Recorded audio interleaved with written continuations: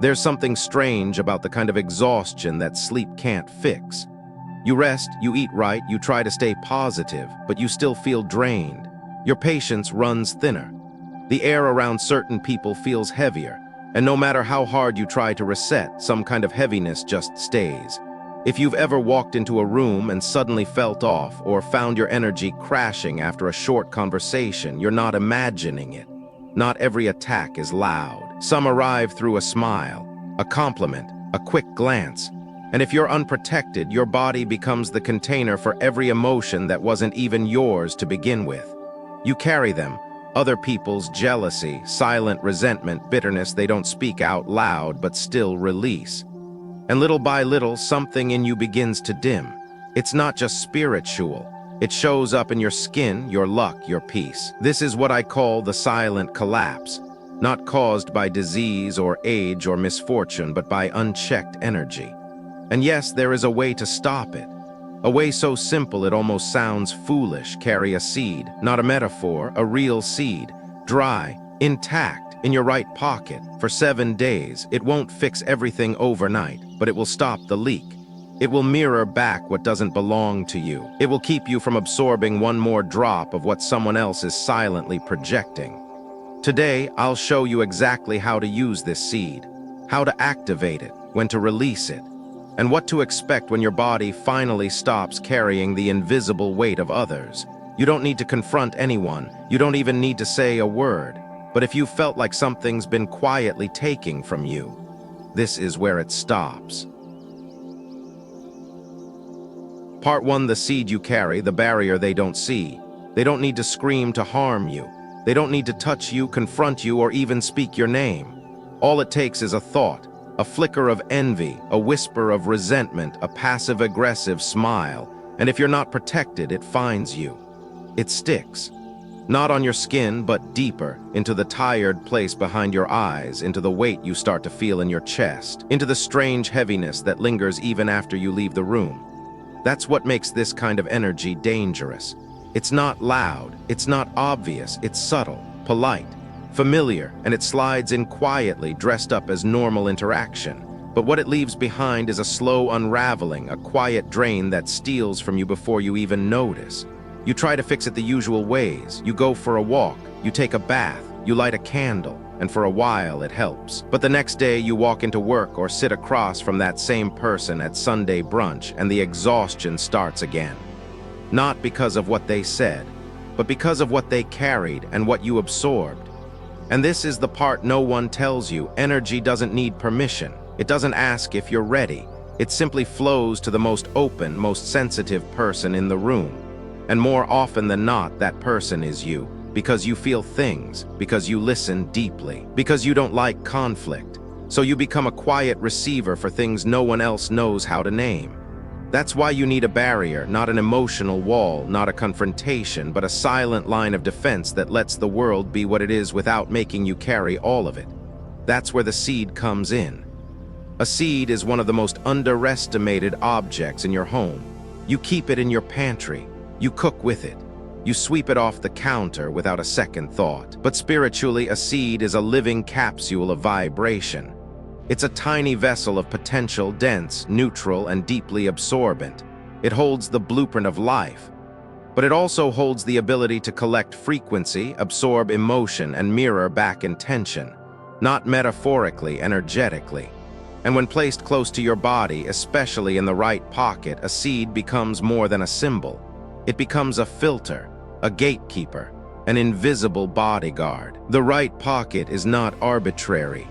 It corresponds with what some ancient systems call the yang path, the flow of action and outward energy. It's the side of the body that responds, repels, and sends things out. When you place something protective there, especially something with its own natural coding, you're not just carrying an object.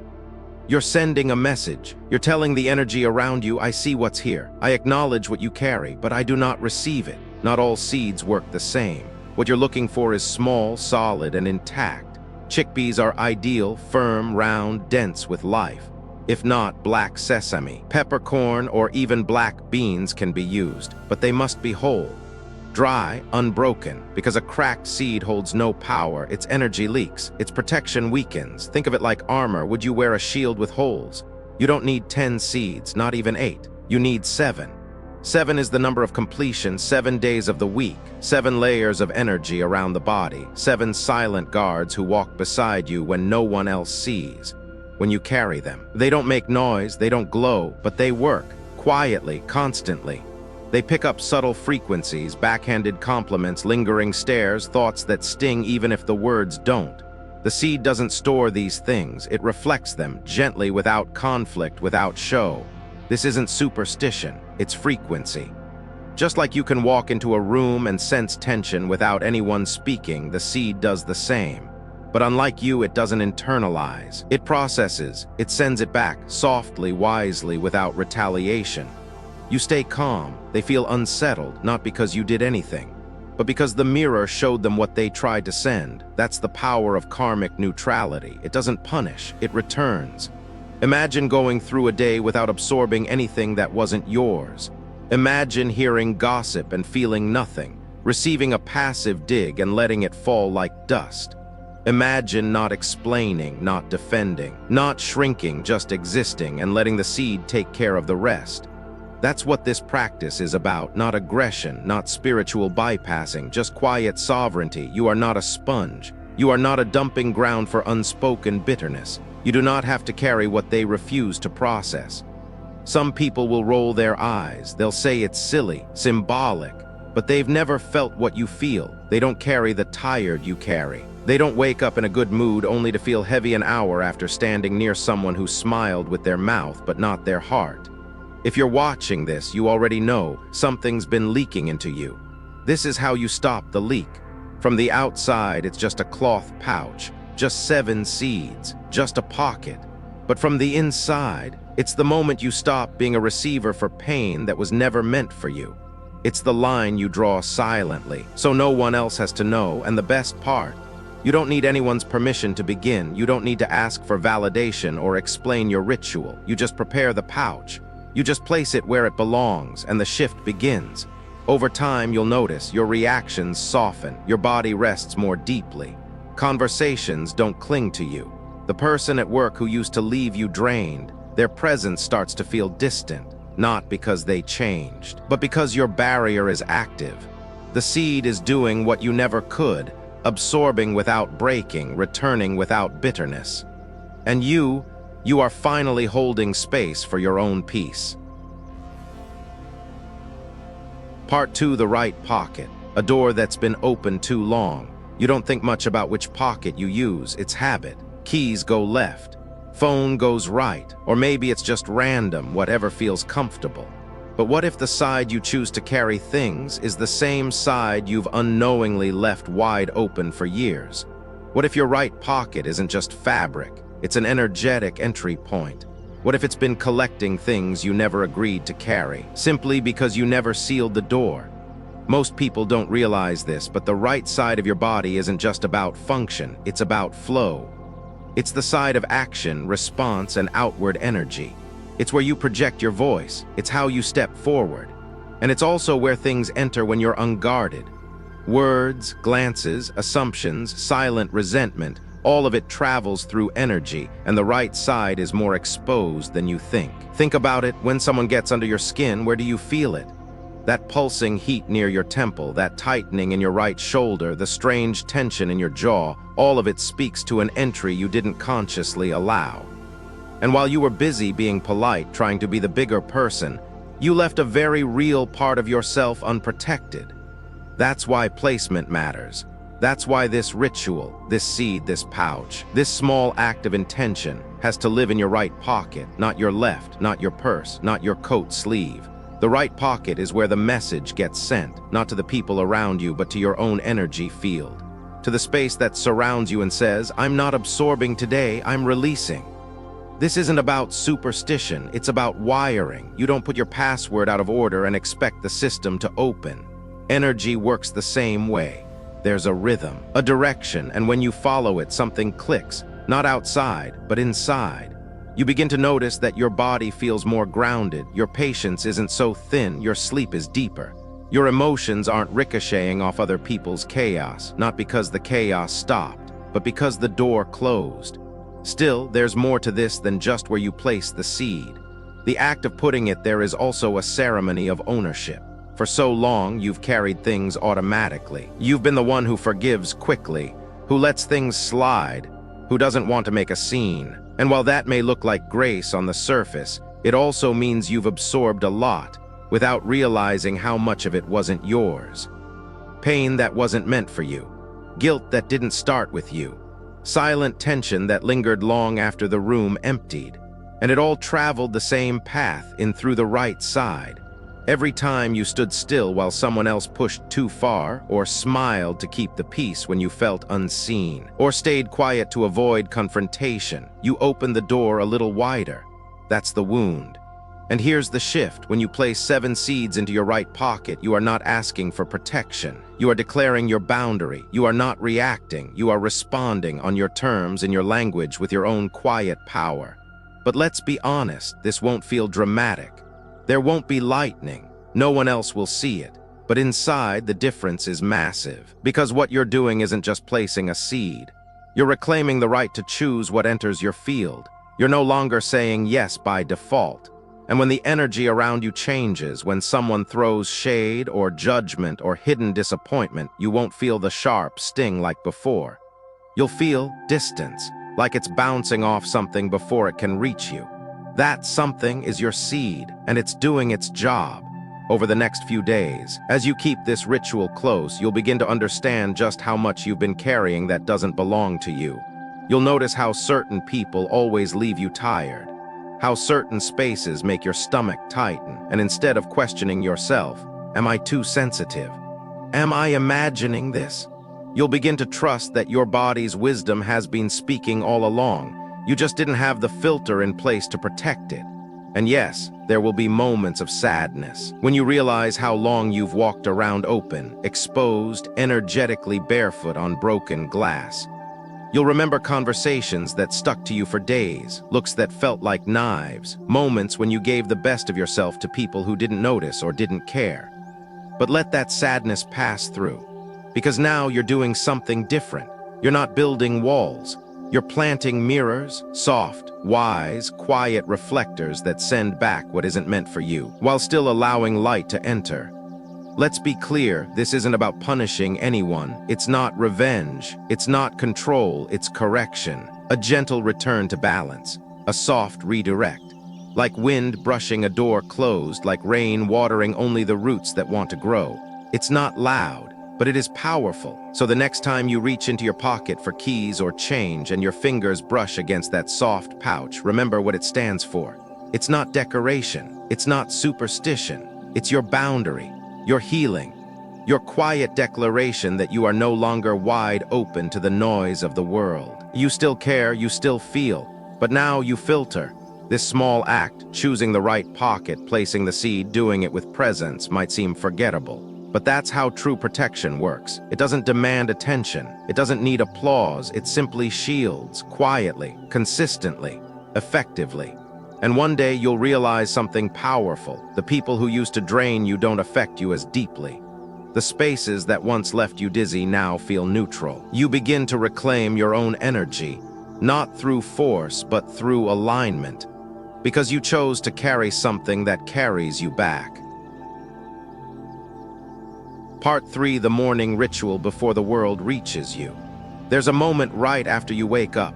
A soft, unguarded space between dreams and demands, when your body hasn't yet tensed, your mind hasn't yet filled, and the world hasn't yet reached in. That moment is sacred. Most people miss it. They reach for their phones. They start worrying about the day. They re-enter the noise before their soul even has a chance to breathe. And just like that, their energy is hijacked before they've had a say. But not you, not anymore, because now you know what that moment holds. You know that in the first 5 minutes of your day, you have the power to decide what enters and what does not, and it starts with a seed. This ritual isn't complicated, but it is precise. It's not about drama, it's about decision. When you wake up, before you speak, before you scroll, before your feet even touch the floor, you sit. You place your right hand over your heart. You take one deep breath, not to perform calmness, but to return to yourself. Then you reach into your right pocket or open your cloth pouch and you touch the seeds. They are small, they are still, but they hold a pulse, a memory, a message, and you hold them like you would hold your own center. In that moment you say one thing, one sentence, one soft, steady command to your own energy field. What does not belong to me? Return to where you came from. That's it. No chanting, no long affirmations, just that, spoken clearly, intentionally, honestly, because it's not about the words, it's about the direction. You're telling the invisible that your field is not a dumping ground, that your day is not open for interference, that your body, your space, your spirit is not available for carrying what isn't yours. You may feel silly the first time. You may wonder if it's doing anything. That's fine. Do it anyway, because the seed hears you, and so does your nervous system. What you're doing is training your own energy to listen to you again. For too long, you've listened to everyone else, their needs, their moods, their expectations. This is the first moment of the day where you choose your own frequency, not as defense, but as alignment. As the days go on, you'll notice the shift, subtle at first. Maybe the tension in your chest softens. Maybe your morning coffee tastes fuller. Maybe the anxiety that usually starts buzzing before noon doesn't show up at all. You'll walk into familiar places and notice you're not shrinking anymore. You're not absorbing, you're observing.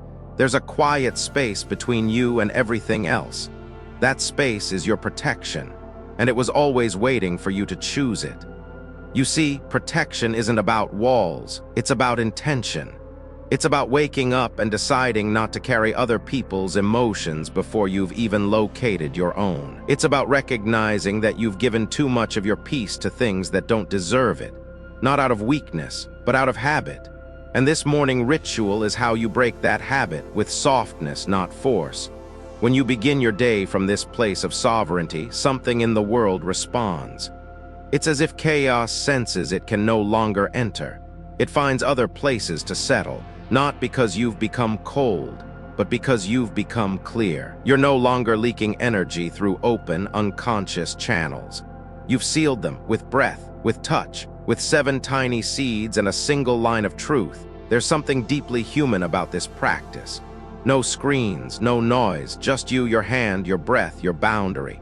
In a culture that teaches us to do more, be more, give more, this is a quiet rebellion. You're not giving anything. You're not doing anything. You're simply returning to stillness, anchoring your presence before the world pulls you out of it. And from that place, you get to choose how you meet the day. You get to decide what enters, what stays, what goes. And here's the part no one tells you. You are allowed to protect your energy even if no one understands it. You are allowed to carry seeds in your pocket and speak words that sound strange to others but feel holy to you. You are allowed to make your rituals small, private, invisible, because they are not for display. They are for survival and eventually for peace. So yes, it's simple. Yes, it's quiet, but don't mistake that for weakness. This ritual is fierce in its softness. It's the kind of strength that doesn't need to raise its voice. It just stands gently like a wall of wind, like a ripple that redirects the river. It doesn't resist the world. It just moves around the harm, letting it pass without landing. If you've ever felt like the day was running you before you even got out of bed, if you've ever sat in your car before work feeling already exhausted, if you've ever sensed that something heavy is following you, but you can't name it, this is for you. The morning ritual isn't magic, but it will feel like it. Because for the first time in a long time, you'll be starting your day with you, not with the demands, not with the noise, not with the weight of someone else's unspoken emotions. Just you, still, whole, protected. Part 4. When the seed absorbs too much, let it go. Most people think protection is permanent. That once you put something in place, light a candle, say a prayer, carry a talisman, it will last forever. But real energy work doesn't work like that. It breathes, it moves, it shifts with you, and eventually it fills up. That's what no one tells you, that even protection has a limit. That even the quietest seed can only hold so much darkness before it begins to change. If you've been carrying your seed faithfully, quietly, day after day, you'll notice something strange when its work is done. Maybe it starts to feel soft in your pocket, a crack in the shell, a faint smell that wasn't there before, a stickiness, a subtle sense that something is off. That's not a flaw, that's not a failure, that's the sign. The seed has absorbed too much. It did what you asked. It took on the energy that wasn't yours. Resentment, bitterness, silent judgment, and it held it for you without complaint, without warning, and now it's full. And here's where the mistake happens. Most people don't know what to do next. They keep carrying it. They ignore the signs. They think it's just a seed. What harm can it do? But let me tell you, an overfilled seed is like a sponge soaked in dirty water. At first, it protects you. But if you don't release it, it starts to leak. It begins to give back the very thing it once shielded you from, not because it's malicious, but because it's overflowing. That's why this moment is critical. When the seed changes, you must let it go. Not later, not someday, now, with care, with reverence, with the same intention you had when you first placed it in your pocket. This isn't trash. This is your energetic armor, worn thin by service, and it deserves to be released with honor. Here's how. Wait for sunset, not because it's mystical, but because it's symbolic. Sunset is the in-between, not day, not night. A threshold, and energy understands thresholds. Take your seed to a quiet place, your backyard, your porch, the edge of a field, somewhere still. Somewhere that feels like closure. You don't need a circle of salt. You don't need incense or elaborate chants. All you need is a fireproof container and a small flame, a match, a candle, a lighter, anything that burns clean. Hold the seed in your hand. Look at it not just as an object, but as a witness. This little thing has walked with you, sat in meetings, moved through crowded rooms, listened to conversations you didn't speak in. And through it all, it stayed quiet, working in the background, absorbing what would have otherwise buried itself in you. That matters. That deserves gratitude. You don't need to speak aloud. But if your heart wants to say something, let it, even a whisper. Thank you. You did enough. I release you now.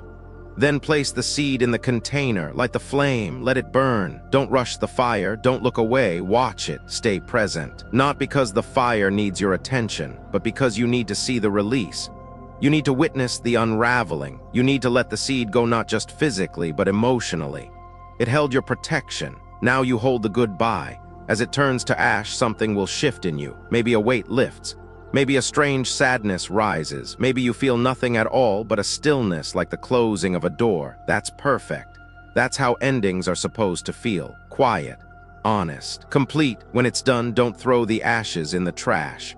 That energy needs to return to nature, not to landfill. If you can, scatter them beneath a tree. Let the earth take them back. Let rain or wind or soil do the final cleansing. If that's not possible, flush them with water, but do it gently and say silently or aloud, I return this to the earth. I walk forward clean. That's your closing line. That's your moment of reclamation. This ritual isn't about superstition. It's about responsibility. You are not passive in your healing. You are not helpless in your protection. You are in partnership with your energy, with your tools, with your own soul. And that partnership includes knowing when to release. Knowing when to say, you served me well and now I let you go. Too many people hold on too long. They think that by clinging to protection, they're staying safe. But safety becomes stagnation when we refuse to move with the energy. When we don't let go of what's already done its job. It's like keeping an old filter in a clean air system. Eventually it clogs. It blocks instead of breathes. That's why letting go isn't loss, it's maintenance, it's wisdom, it's hygiene for the spirit. And something beautiful happens when you release a full seed. You make space for a new one, for a new cycle, for fresh protection that isn't saturated with old stories. You begin again, not because you failed, but because you completed something. That's a powerful thing, to know when to end, to feel the timing, to honor the rhythm of energy, not just the rules. So let the fire close the loop. Let the ashes carry what you no longer need.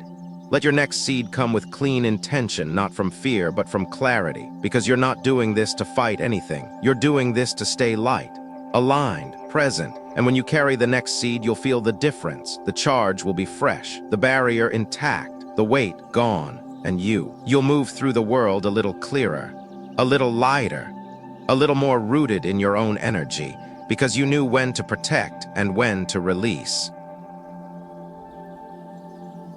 Part 5, the mirror that looks out, not in. You've protected your energy. You've carried the seed. You've spoken your boundaries. But what about the place you return to every night? What about your home, the space where you rest, dream, heal, and begin again? If your body is your first sanctuary, then your home is the second. And if that space is not protected, then no amount of personal shielding will truly hold.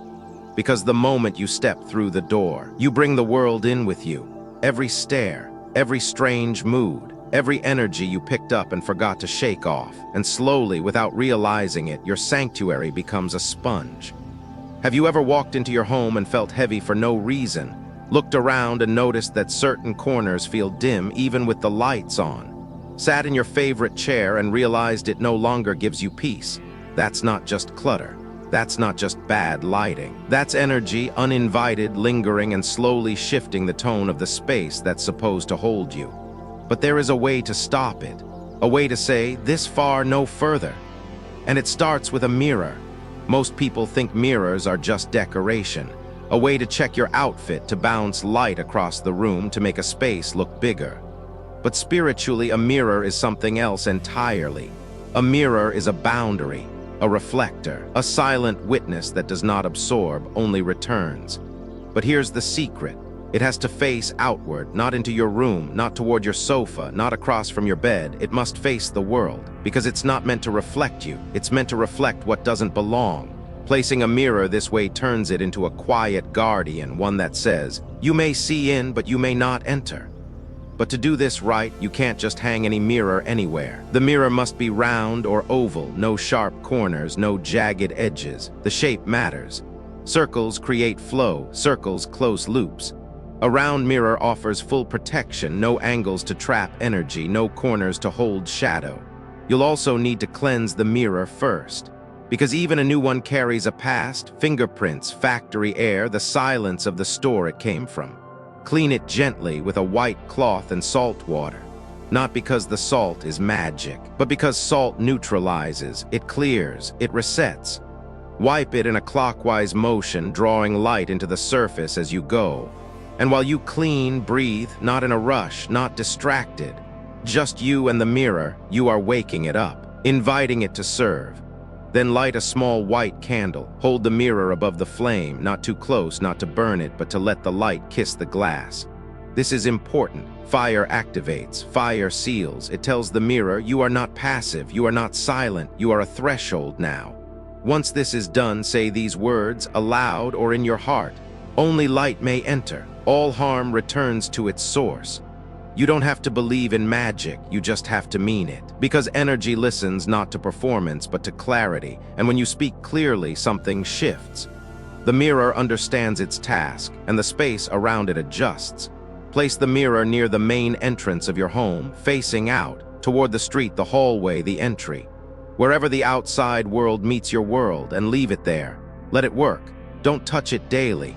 Don't reposition it for style. This isn't decoration, this is armor. And here's something important, no one else should touch it. Not because they're bad people, but because they carry their own vibrations. If someone does touch it, accidentally or curiously, cleanse it again. Salt water, white cloth, candlelight, spoken clarity. This resets the mirror, this reclaims its purpose. You may be wondering, what does this actually do? What will I feel? And the answer is subtle, but real. Over time, you'll notice that your home feels lighter, like something has been filtered out before it could enter. You may find that people with heavy energy visit less often, or seem uneasy when they do. Not because you're rejecting them, but because the mirror is doing what you never had words for. It's setting the boundary that lives beyond speech. This is the part that often brings a tear, when you realize you've spent years trying to keep the peace, while your home silently absorbed what others left behind. You smudged. You rearranged furniture. You lit candles and said affirmations.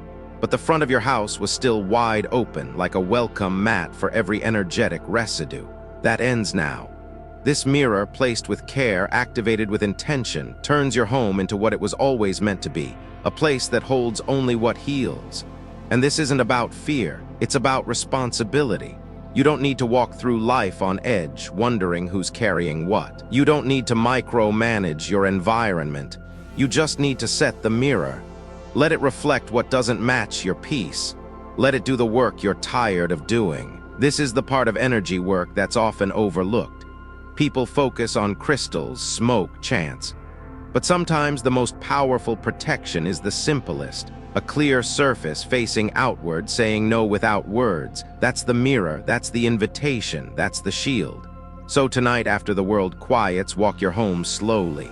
Stand by your front door, hold the mirror in your hands, feel its weight, and then give it a job with breath, with presence, with the authority of someone who is finally done letting the outside in.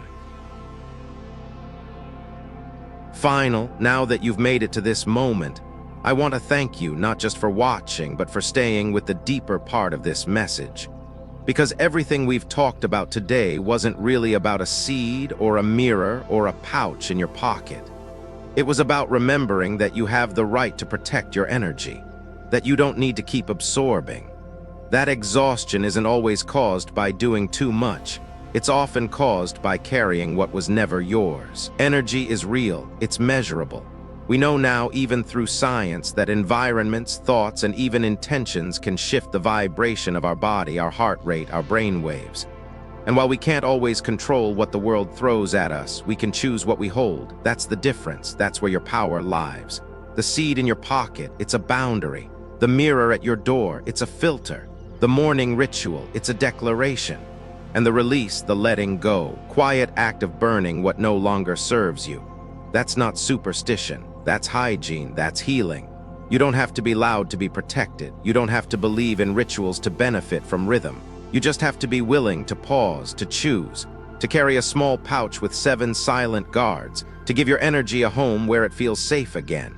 So if you felt unseen, unheard, or like the world has been too loud for too long, let this be your moment of return. You're not too sensitive, you're not overreacting, you're tuned in, and that is your gift.